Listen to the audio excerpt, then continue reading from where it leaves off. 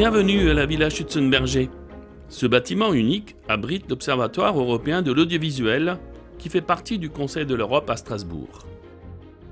Avant de commencer la visite, admirez les courbes élégantes du portail en fer forgé et ses piliers en pierre taillée qui en font une entrée majestueuse.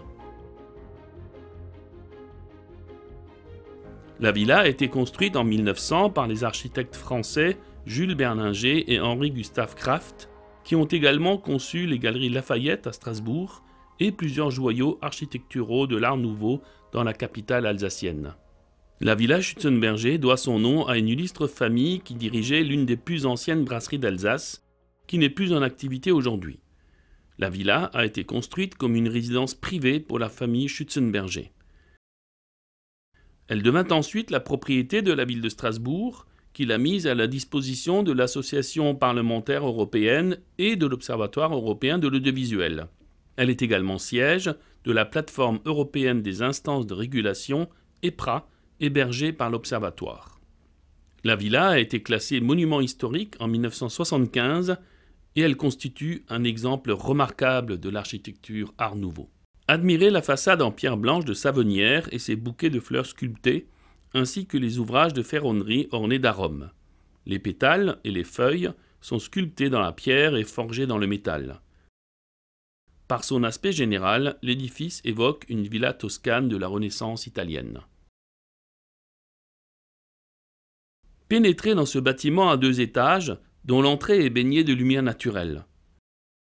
Les murs sont parés de faïences vertes et rouges, réalisées sur mesure lors de la construction. Le plafond est orné de motifs floraux en stuc blanc. Devant nous, l'escalier de marbre, recouvert d'un tapis rouge, mène au cœur du bâtiment. Le rez-de-chaussée se compose de vastes salons dans lesquels la famille Schützenberger organisait autrefois ses réceptions.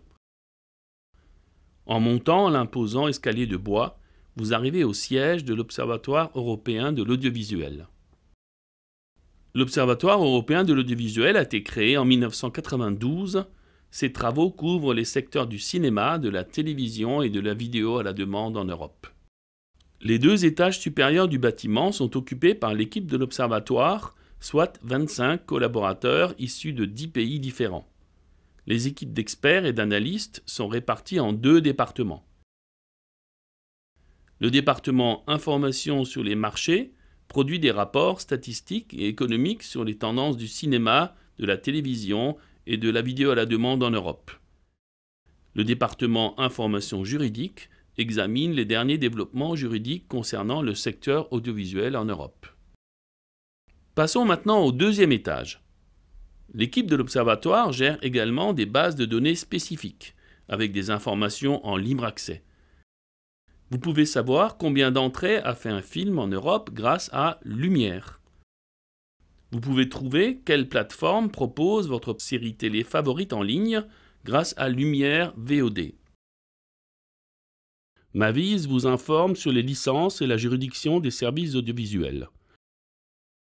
Iris Merlin vous propose des brèves d'informations sur les derniers développements juridiques au niveau européen dans le cinéma, la télévision et la vidéo en ligne.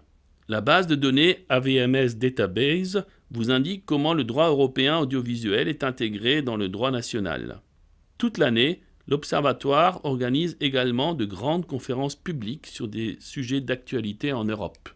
Dans cette villa historique, vie professionnelle et patrimoine sont étroitement liés. 2 des bureaux de l'Observatoire se distinguent par leur magnifique carrelage réalisé sur mesure. Le premier bureau est installé dans une ancienne salle de bain, revêtue de faïences turques bleu turquoise, avec une très belle mosaïque au sol. La 2e salle de bain, reconvertie en bureau, possède un somptueux carrelage vert bouteille, orné de motifs floraux typiques de l'Art nouveau. À ce jour, l'Observatoire européen de l'audiovisuel gère un réseau d'information unique en Europe et constitue une source inédite d'informations, de chiffres et d'analyses sur le cinéma, la télévision et la vidéo à la demande en Europe. C'est l'une des seules organisations en mesure d'offrir un panorama comparatif du secteur de l'audiovisuel en Europe aujourd'hui.